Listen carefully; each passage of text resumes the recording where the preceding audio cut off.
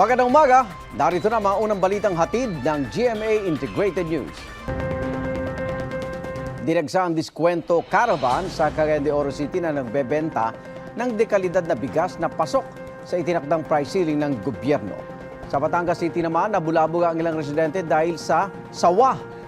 Yan at iba pa sa unang balita ng host ng GMA Regional TV Early Edition na si Caitlin Revilla. Caitlin? Maayong aga, Igan. Isang Burmese python na may habang 11 talampakan nga ang nakita at nahuli sa isang paupahang bahay sa Batangas.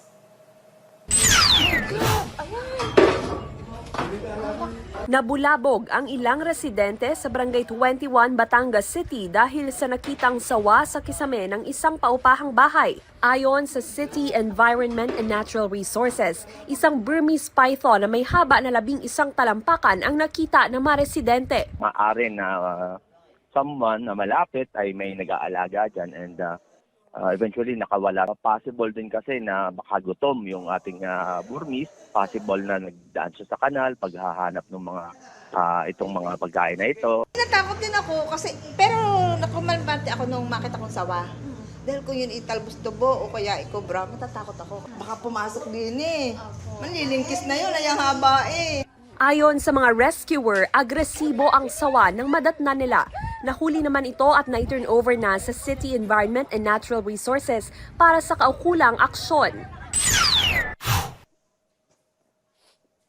Bunsod ng mataas na presyo ng bigas, pahirapang makahanap ng mas mababa pa sa presyo na 55 pesos bawat kilo sa Cogon Market sa Cagayan de Oro City.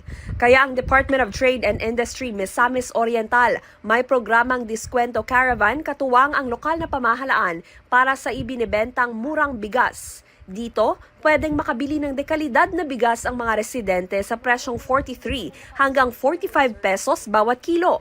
Maaaring makabili ng hanggang sa 10 kilo ng bigas ang bawat pamilya.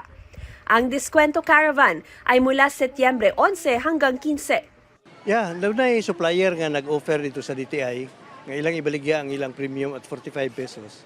Baligya sa nila ilang wheel mill at 43 pesos. Now, munang ang DTI nag-coordinate sa City Price Coordinating Council na kung pwede ba din ipahigayon sa mini park. So immediately, gi-approve na yun ni Mayor Clarex. Kasabay ng pagpasok ng Burr Months, ramdam na ang simoy ng Kapaskuhan sa probinsya ng Sorsogon. Dahil ito sa dinarayong libo-libong blue roses sa Plaza Escudero sa bayan ng Kasiguran. Sa unang gabi pa lang ng pagbubukas nito, dumagsa agad ang maraming tao na mula pa sa iba't ibang lugar sa probinsya ayon sa lokal na pamahalaan. Umaabot sa halos 16,000 blue roses ang nasabing atraksyon na isa sa mga proyekto ng provincial government bilang bahagi ng pagbuhay sa turismo ng probinsya. Igan, dito naman sa Western Visayas, nagpapatuloy ang isinasagawang validation ng Department of Trade and Industry sa mga rice retailer na makatatanggap ng one-time financial assistance galing sa DSWD. Yan ang latest mula dito sa Iloilo City. Samantala sa mga kapuso natin sa Western Visayas, abangan ng GMA Regional TV Early Edition mamaya pagkatapos ng unang hirit. Igan? Maraming salamat, Caitlin Revilla. Pinangalanan na ng Valenzuela Police ang SUV driver na nagkasa ng baril sa nahulikam na away kalsada noong August 19. Siya si Marlon Malabute na isa umanong negosyante. Pinuntahan ng mga pulis ang lugar ni Malabute pero mga kaanak lang ang naabutan ng mga otoridad. Nagsampa na ng reklamong alarm and scandal ang Valenzuela Police laban kay Malabute. Grave threats naman ang inireklamo ng nakalitan niyang taxi driver na si Henry Ong Jr. Sabi ni Ong hindi siya agad nakapagsumbong dahil sa matinding takot sa nangyari. Huminto po kami at bumaba po kami at pagbaba niya po ay galit na po siya. Sa pagbalik niya po, may dala na po siyang baril. Nagmura po siya tapos yun niya po, nagkasa siya ng baril. Sana subuko na lang siya. Samantala, idiutos naman ni Valenzuela Mayor Wes Gatchalian na dagdagan at mas higpitan ang pagbabantay sa checkpoints, lalo na't umiiral pa rin ang gun ban kaugnay sa barangay at SK elections sa Oktubre. Sinabi ng ilang opisyal ng gobyerno na hindi epektibo ang pangmatagalang price ceiling sa bigas dahil posible raw ito magdulot ng shortage. Ang nakikitang paraan naman ni Finance Secretary Benjamin Diokno para mapababa ang presyo ng bigas, ibaba ang taripa sa ini-import na bigas, bagay na tinutulo naman ng grupo ng mga magsasaka. Narito ang aming unang balita ni Maki Pulido. Para mapababa ang presyo ng bigas, panukala ni Finance Secretary Benjamin Diokno, ibaba ang taripa ng aangkating bigas sa 10% na lang. Parang di na raw natuto ang gobyerno, sabi ng Federation of Free Farmers. Kaya nga raw tayo nasa gitna ng krisis ay dahil sa bumabang rice production na bunga raw ng ibinagsak na taripa sa imported rice sa ilalim ng rice tariffication law. We have become too reliant on imports, no? And now their solution is more imports at lower tariff, no? At dahil ang madalas lang naman daw ini-import ay premium na bigas, mga may kaya lang ang makikinabang sa pagbagsak ng taripa. Sa Ilocos Norte, kung saan itinampok ang imahe niya sa Paddy Art, binigyan din ng Pangulo ang pangangailangan mapalaki ang produksyon ng bigas gamit ang teknolohiya. Kasabay niyan, It is equally important for me that the farmer makes a good living. We will come together and bring it to market at an affordable price. pero kahit kulang pa ang produksyon, nagpako na siya ng price cap. Pero ang kapatid ng Pangulo na si Senador Amy Marcos binigyan din sa isang pahayag na nagkaroon ng price cap ng walang konsultasyon sa economic team at ngayon nagkakagulo sa mga warehouse. Ngayon pinag-uusapan pa raw ang pagtanggal sa taripa sa import. Tila sarkastiko niyang pahayag, wag na lang magtanim ng palay at mag-import na lang. Sa ginagawang ito, baka raw bumangon ng ama niya ngayong birthday nito para magdeklara ng martial law. Sabi rin ni Senate Minority Leader Coco Pimentel, dapat inuna muna ang pagtanggal sa taripa, paghabol sa mga hoarder at fixer, at pagbuhos ng supply ng bigas ng NFA. Sa Kamara, sinabi naman ni 2nd District Representative Joey Salceda, Chairman ng House Ways and Means Committee, na ang pagpapatupad ng price ceiling at mga raid ay nagbalik ng bahagyang kaayusan sa kalakalan ng bigas. Sabi pa ng ilang kaalyado ng Pangulo. Alam naman natin na with a price ceiling, sa pangmatagalan, hindi siya magiging effective dahil nga magkakosya ng shortages. Naging value talaga ng ceiling is isa siyang signal sa ating hoarders na we're gonna go after you. Sabi rin ng NEDA Secretary General nung panahon ng Administrasyong Duterte, hindi epektibo ang price cap. It's going to encourage, instead of selling them, they will hoard. Rice scarcity will be a problem. The supply will be limited. The demand is strong. So you have a problem there. Okay. Ito ang unang balita. Ivan Merina. Maki Pulido para sa GMA Integrated News. Naghain ng civil complaint ang GMA Integrated News anchor at host na si Ato Maraulio laban kina dating Undersecretary Lorraine Marie Badoy at Jeffrey Celis. Kaugnay po yan sa umano'y serya ng pag-atake at paninirang puri ni Badoy at Celis kay Araulio at kanyang pamilya sa pamagitan ng social media at programa nila sa telebisyon. Tinawag din umano ng dalawa na anak na aktibong CPP Central Committee leader si Araulio at makailang ulit umano siyang ni-red tag. Sa isang pahayag, sinabi ni Araulio na walang basihan ang mga paratang sa kanya ni Celis at Badoy at anyay isa umanong bahagi ng panggigipit sa malayang pamahayag. 2 milyong pisong danyos ang hinihingi ni Araulio sa civil complaint. Sa isa namang Facebook post, hinamon ni Celis si Araulio na kondinahin ang terorismo at mga gawain ng CPP, NPA, NDF sa mga mamamayan bago magsampa ng reklamo. Sinisika pa namin kuhanan ng pahayag si Badoy. Nakatagda magsalita si Pangulong Bongbong Marcos sa ika-10 Asian Summit sa Singapore. Si Pangulong Marcos ang kauna-unahang presidente ng Pilipinas na magsasalita sa Asia Summit ng Milken Institute. Gaganapin po ang pagpupulong bukas September 13 kung saan haharap ang Pangulo sa economic managers at business leaders ng iba't ibang bansa. At inaasang tatalakay ng Pangulo ang mga ginagawa ng gobyerno para mapaganda pa ang buhay ng mga Pilipino. Pakipagpulong din ang Pangulo sa mga business leaders para sa pagpapalakas ng ating economic ties at posibleng mga partnership. At dadalo rin ang Pangulo sa finals ng Formula 1 Singapore Grand Prix 2023 sa imbitasyon ni Prime Minister Lee Hsien Loong. Guys, confirmed na. Alin? Eto na, bibisita ang Korean stars na sina Kim Son-ho, An Yo-seop, Kim Se-jung at Moon Ga-young dito sa Pilipinas. Yes! Aaten sila sa gaganaping 2023 Asia Artist Awards sa Philippine Arena sa December 14. Magiging MC naman ng event sina Jang Won-young, Kang Daniel at Song Han-bin. Wow, dami mag-aabang yan. Ticket please! Panawagan. Patuloy ang pagkwestiyon ng Kamara sa confidential and intelligence funds ng iba't ibang ahensya ng gobyerno. Sa Senado naman, itinutulak na mabigyan ng confidential fund ang Department of Migrant Workers para matutukan daw ang mga illegal recruitment. May unang balita sina Mav Gonzalez at Sandra Aguinaldo. Ayos lang daw sa ombudsman kahit mas mababa ng 1.7 billion pesos ang inilaang pondo sa kanila ng Budget Department kumpara sa hiling nito. Bahagi niya ng 51 million pesos ng confidential fund na gagamitin daw ng ombudsman sa pag-iimbestiga sa mga reklamong katiwalian. Pero tanong ng isang mambabatas, paano raw nababantayan ang paggastos ng pondong ito? Ang utos kasi ng Commission on Audit o COA at Budget Department dapat iulat ng may supporting document sa Intelligence and Confidential Fund Unit sa ilalim ng COA kung paano ginastos ang confidential fund. Pero sabi ng Ombudsman, wala po nagsabi sa akin na mag-submit po kami ng resibo dahil paano ko po reresibuhan ang isang intelligence officer na sinuyo ko tingnan ang isang bagay o isang kaso. So kung ganyan po yung sinasabi ninyo, so baka ma-encourage ang mga lahat ng government offices na gumamit na lang ng confidential fund kung wala naman itong resibo. Tinanong din ng Ombudsman kaugnay sa rekomendasyon nitong sampahan ng graft charges ang ilang sangkot sa maanumalyang transaksyon sa Pharmaly pero hindi isinama si dating Pangulong Rodrigo Duterte.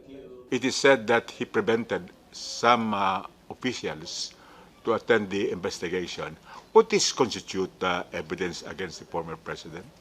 By relating this order of the president for them not to attend the Senate committee hearings cannot be translated, Your Honor, into an activity that is where the President is directly involved in the purchase of the test kits, Your Honor. Natanong din ng Ombudsman tungkol sa mababang bilang ng mga naipapanalo nitong kaso pero sabi ni Martires, hindi dapat dito ibatay ang pagtingin sa kanilang performance. Kung ang confidential fund ng ibang ahensya kinukwestiyon, sa Senado may nagtulak na bigyan ng ganito ang Department of Migrant Workers o DMW. Napakarami mga illegal recruiter dyan. Illegal recruitment agency na dapat tugisin. Napakarami dyan mga scammer na ang binibictimize ay mga OFWs. Mas kailangan nila ang confidential fund. Are you in need of this? In the past, we have relied on law enforcement for the confidential funds. Humingi naman daw ng ganito ang kagawaran pero hindi isinama ng Budget Department sa 15.5 billion peso na planong pondo para sa DMW.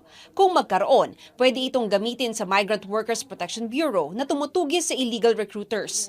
Hindi lang po local operations kasi ang paggagamitan nito. Meron din po kaming mga international operations na kung saan yung migrant workers offices namin ay dapat kasama din po namin sa pakikipaglaban-laban sa illegal recruitment at trafficking in persons. Kailangan din po nila ng confidential funds. Okay. Pero may agam-agam ang ilang senador sa confidential funds.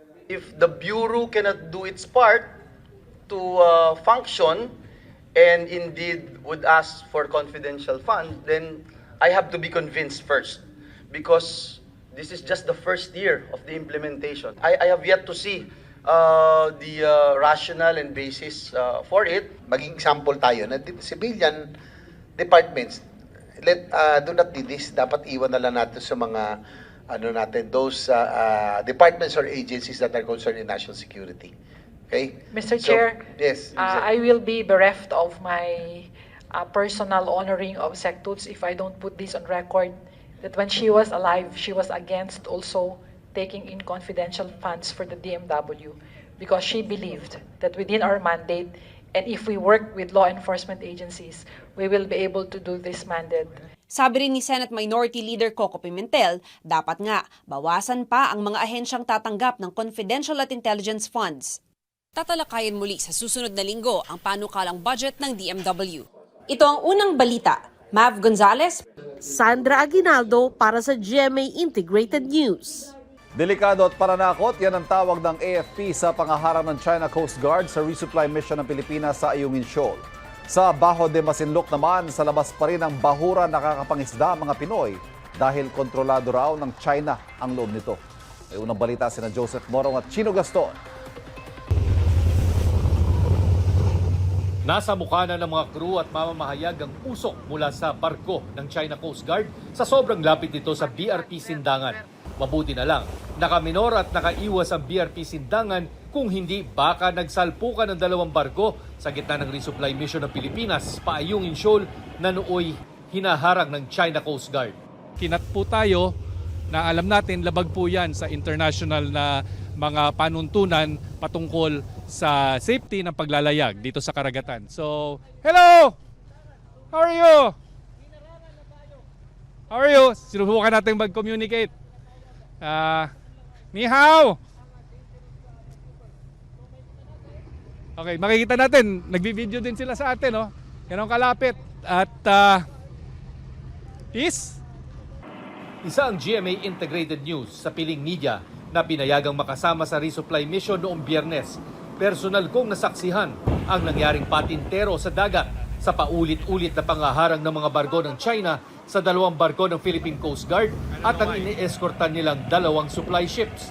Ang China may 4 na Coast Guard vessel. Kasama rito ang isang dambuhalang barko at 4 na militia vessels na sabi nila ay mga fishing vessels. Sa mga delikadong pagmamaniobra sa dagat, pilit na pinaghihiwalay ng China Coast Guard ang Philippine Coast Guard vessel sa mga supply boat ng Pilipinas. Ang mga militia vessels naman ang tagaharang at tagabuntot sa mga barko ng Pilipinas. Fishing vessels umano ang mga ito, pero kapansin-pansin na nakatiklop ang mga crane at boom ng mga ito. Nakatakip ang mga winch at ibang equipment. Tad-tad din ng communication equipment ang pilot house nito at sa tuktok ng mast may mapapansing water cannon. It is also very dangerous that these maneuvers are being conducted by China because it's very hard to control yung vessels, yung mga barko. So accidents may happen. Yes, sir. And then I also made sure, I emphasized this already during in several press con, that since they are the ones who initiated this illegal action and offensive action, all consequences thereof shall be blamed to the China Coast Guard and to the authorities above them. Habang nakikipagpatentero ang PCG sa mga barko ng China, nakapuslit ang dalawang resupply vessel at na-load ang pagkain at ibang gamit ng mga sundalo. This is, to me, irresponsible behavior on the part of the Chinese Coast Guard. And I think that the world knows who is in the right here. Gaya ng resupply mission sa Ayungin, niradyuhan at hinarang din ng mga barko ng China ang BRP Dato Sanday na nagsagawa ng maritime patrol sa Scarborough Shoal sa Bajo de Masinloc. Mahigit 20 radio challenge ang natanggap at 2 beses itong hinarang ng barko ng China.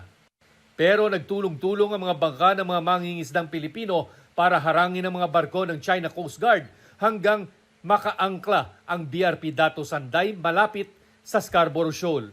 Ayon sa mga mangingisdang Pilipino, limitado sa labas ng bahura ang pangingisda ng mga Pilipino dahil kontrolado raw ng China ang loob. Sila talagang hari. Silang hari.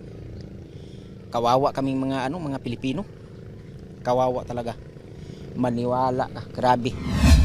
Sa Kalayaan Island Group sa Palawan, kitang-kita namin sa aming pagsama sa Maritime Domain Patrol ang mga estruktura hindi lamang ng China kundi pati ng ibang bansa na umuokupa din sa mga shoal o reef dito. Ang Malaysia okupado ang Investigator Shoal o Pawikan Shoal. Ang Vietnam naman okupado ang Bark Canada Reef o Mascardo Reef. Sa ere tanaw ang mga aktibidad dito. Naglalakihan ng mga estruktura, may mga truck at mga barko.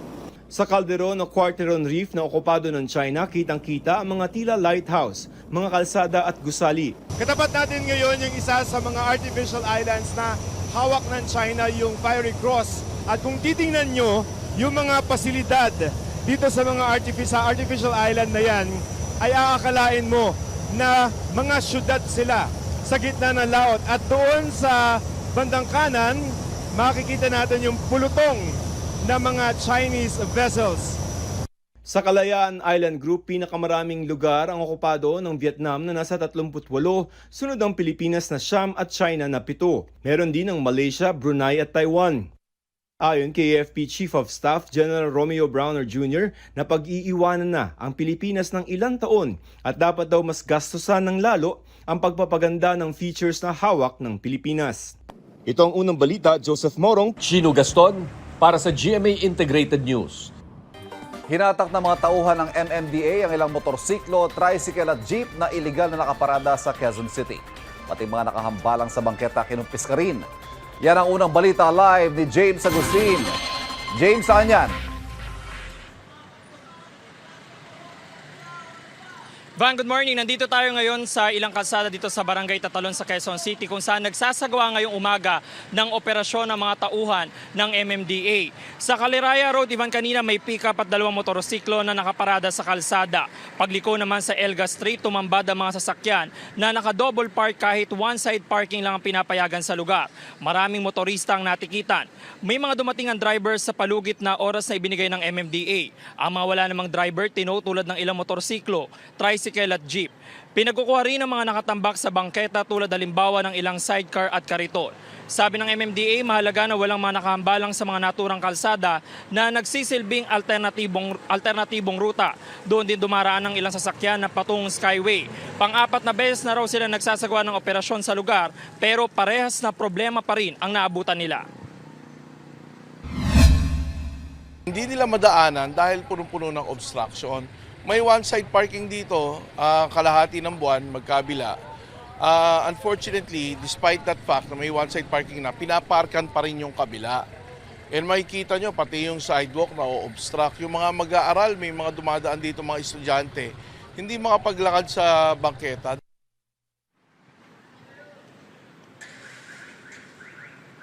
Samantala, Ivan, nandito na sa Agno Extension, bahagi pa rin po ito ng Barangay Tatalon. Itong mga tauhan ng MMD at nagpapatuloy yung kanilang operasyon. Sa mga oras na ito, umabot na po sa 39 yung mga motorista na natikitan sa iba't ibang paglabagyan, habang 18 mga sasakyan naman yung nahatak ng MMDA. Yan muna ilitas mula rito sa Quezon City. Ako po si James Agustin para sa GMA Integrated News. Naglabas ng pahayag si Pangulong Bongbong Marcos tungkol sa malakas na lindol na yumanig sa Morocco. Anya, nakikiisa ang Pilipinas sa pagdadalamhati ng mga pamilyang apektado ng trahedya. Handa raw ang Pilipinas na magbigay ng tulong at suporta sa anumang kailangan ng bansa. Dagdag ng Pangulo, naniniwala ang Pilipinas sa lakas at katatagan ng mga taga-Morocco na magkaisa sa hinaharap nilang pagsubok. Mahigit 2,800 na ang naitalang patay sa magnitude 6.8 na lindol.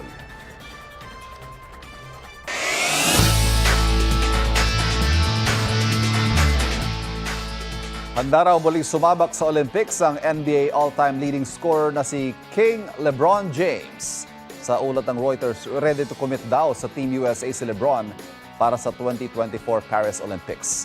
Batay sa US sports journalism site na The Athletic, tinawag na raw ni LeBron ang ilan pang NBA stars gaya na Stephen Curry, Kevin Durant, Anthony Davis, Jason Tatum at Draymond Green para i-recruit sa competing team.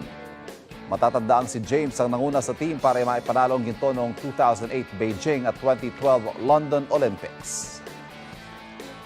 Guys, unang episode pa lang pasabog na agad ang mga eksena sa TV adaptation ng 90s film na Maging Sino Ka Man.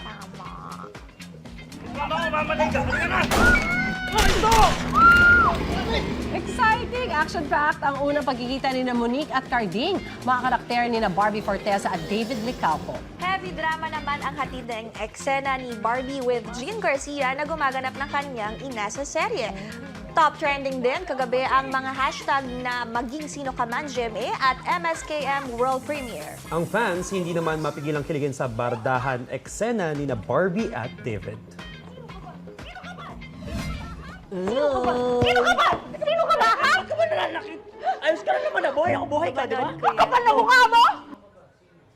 Oh my gosh, kinikilig ako. Barda Nako, for the win. oh yes, always. Igan, mauna ka sa mga balita. Mag-subscribe sa GMA Integrated News sa YouTube. Sa mga kapuso abroad, subaybayan nyo kami sa GMA Pinoy TV at sa www.gmanews.tv.